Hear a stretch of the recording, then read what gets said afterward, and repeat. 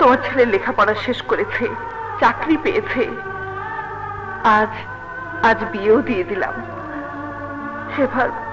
এবার তোমার দায়িত্ব শেষ। তোমার কাছে প্রতিজ্ঞা করেছিলাম, তা সব আমি পালন করেছি। এখন তোমার খোঁজ করলে, তোমার সঙ্গে দেখা করলে নিশ্চয়ই আর তুমি রাগ করবে না। সুমনের জন্য দাদু আছে, দাদি আছে, বউ আছে,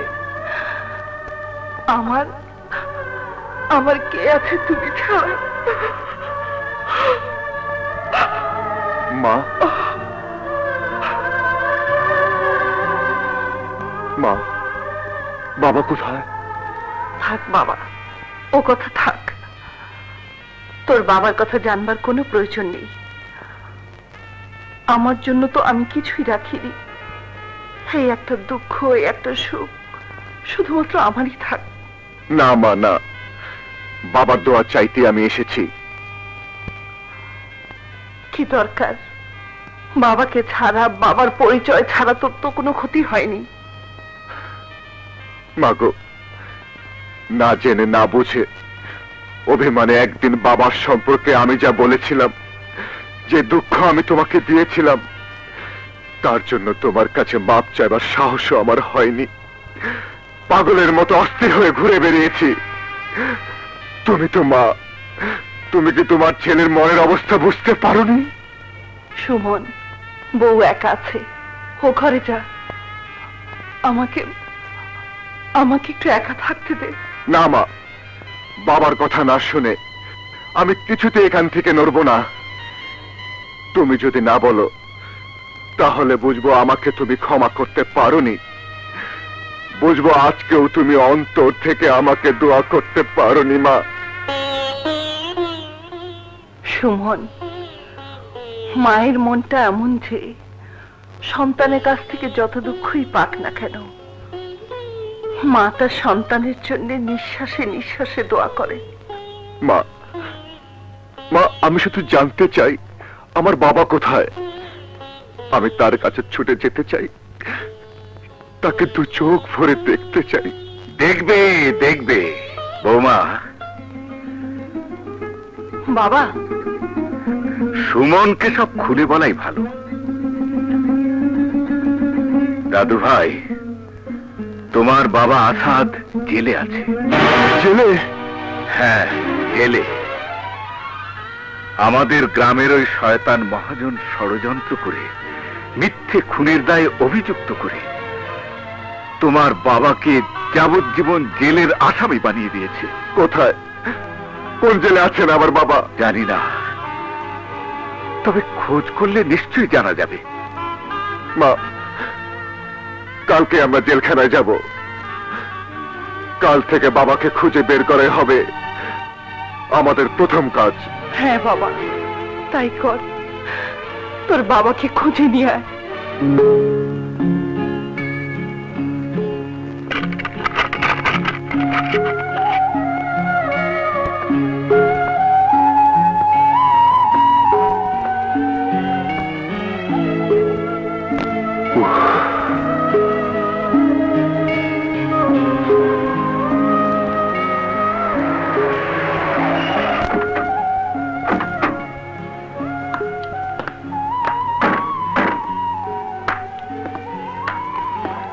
গেটটা খুলুন। এসো মা।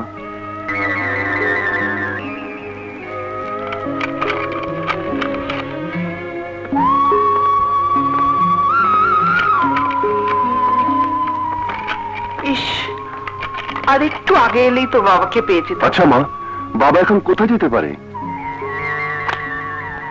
নিশ্চয়ই আমাদের খোঁজে তোর বাবা গ্রামের বাড়িতে যাবে। আরে কেডা কেডা আপনি বাড়ির মধ্যে ঢুকে পড়তেছেন?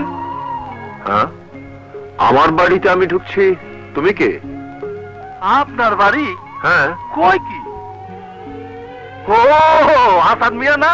চিনতে পেরেছো তাহলে? সরো। আরে খারান খারান, এইটা এখন আপনাকে বাড়ি নাই, এইটা এখন এই কামাল্লার বাড়ি। মানে? আমি সোয়ালি মহাজনের কাছ থেকে কিনা নিছি। মহাজনের কাছ থেকে? দেনার দায়ে আপনার বাবার কাছ থেকে এই বাড়ির দখল নিয়ে নিছিল মহাজন। মহাজন? ওই হারামজাদা এখনো শয়তানি করেই চলছে। ওকে আমি কই যান? মহাজন তো এখন আর এই গ্রামে থাকে না, শহরে চইলা গেছে। কোটি কোটি টাকার কারবার তার ওই শহরে। আমার আমার বাবা মা, আমার বাবা মা কোথায়? কই গেছে কেউ কইতে পারে না। আমার আমার স্ত্রী রানী? সে তো অনেক আগেই চলে গেছে।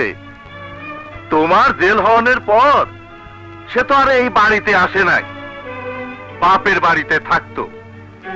সেখানে নানান আকাম কুকাম করত, যাইতে মানুষজন যাওয়া আসা করতো। কামাইলা, তোকে আমি খুন করে ফেলবো। যে মুখ দিয়ে তুই আমার রানীর নামে নোংরা কথা বলেছিস, সে মুখ আমি থেতলে দেব হারামজাদা। আমারে মারতেছেন কেন? এইখানে তো আরো মানুষ আছে, তাকে জিগায় দেখেন। আসাদ মিয়া, কামাইলা ঠিকই কইতাছে। আমি মোল্লা সাহেব, মহাজন সাহেব, গ্রামের মানুষজন মিল্লা তোমার বউরে খোঁজদের সহ হাতে নাতে দৌড়ছিলাম। বিচারে পাথর ছুঁইরা মাইরা ফালানোর হুকুম হইছিল। তোমার বাবা ভালো মানুষ, কাইন্দা কাইটা হাতে পায়ে ধইরা মাপ চাইতেই তোমার বউরে মাইরা না ফালাইয়া গ্রাম থেকে বাইর করে দিছিল।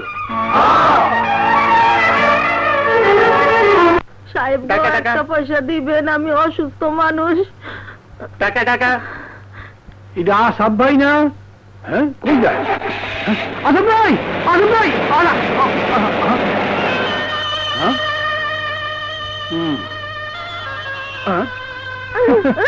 দেখছস, হ্যাঁ দেখছস, আসাদ ভাই আইসা আবার চইলেও গেল, তোরে চিনলো না। কান হাল নদী কান, তোর লিগে আর সংসারের এই অবস্থা। তোর পাপে তোর কুষ্ঠ লেগে ধরছে, তুই বলে কাঁদতে থাক।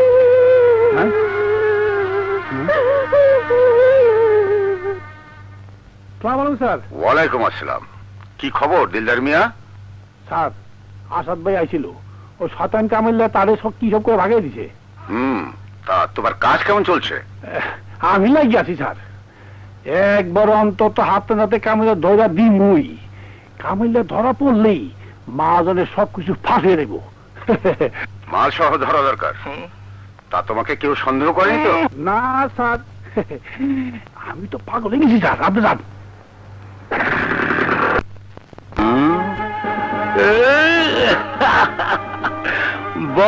বড় ভালো জায়গায় হাত দিচ্ছস। এরই বলে বাপ কা বেটা সেপাই কা ঘোড়া, মানে ডাইরেক্ট অ্যাকশন। শেষ করে দে।